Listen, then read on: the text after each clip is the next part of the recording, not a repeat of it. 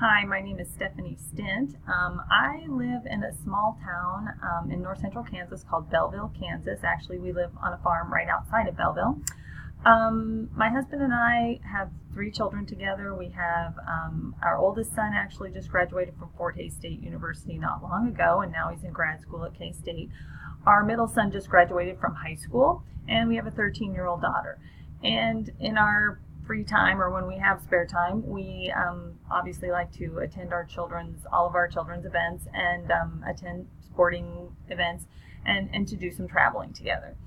A little bit about my experience. I have mainly been in education in the role of general educator, reading specialist, instructional coach. For the past 6 years, I've been on the Kansas MTSS state training team. So what that means is I actually am a consultant with schools. I consult with building leadership teams, district leadership teams, to help them implement a database decision-making model in order to implement a continuum of supports for all of their students.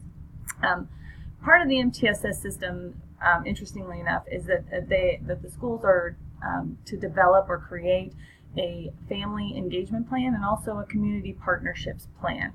And it's part of what MTSS calls developing an empowering culture.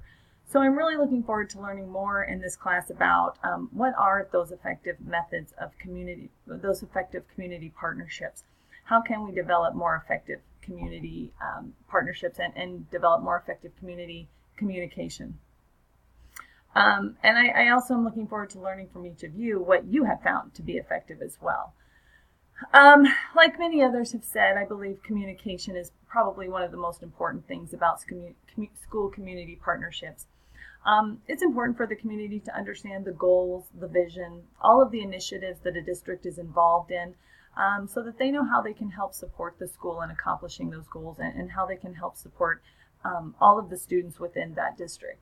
Along with communication, that communication should be bidirectional, meaning it's not just the district telling the community this is what we're doing, this is what we're doing. That's very important, of course, but also that they elicit from the community their concerns, their ideas, and so that those community members also have an opportunity to be sharing in the decision making when appropriate.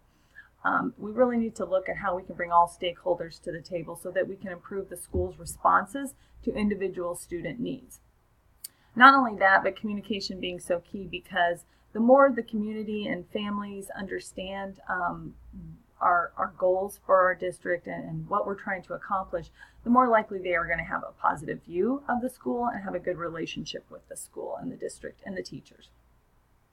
Another belief of mine is that that the schools and the communities are parts of a bigger system, and it is critical to foster and develop those bridges between them in order to provide the supports that our students are going to need. And some of those supports could be mental health service, child care centers, food banks, businesses, law enforcement, all of those kinds of things. So to be able to form the connection between those two pieces of the bigger system is critical.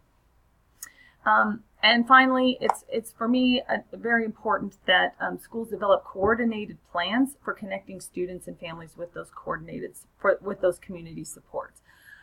Schools need those plans so that they can be proactive in collaborating with communities and businesses, business partners and families to make sure that the families can get connected immediately to the supports and the resources that they need.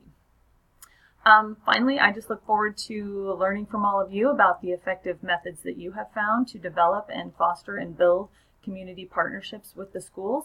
And I'm looking forward to learning more about all of you through this course.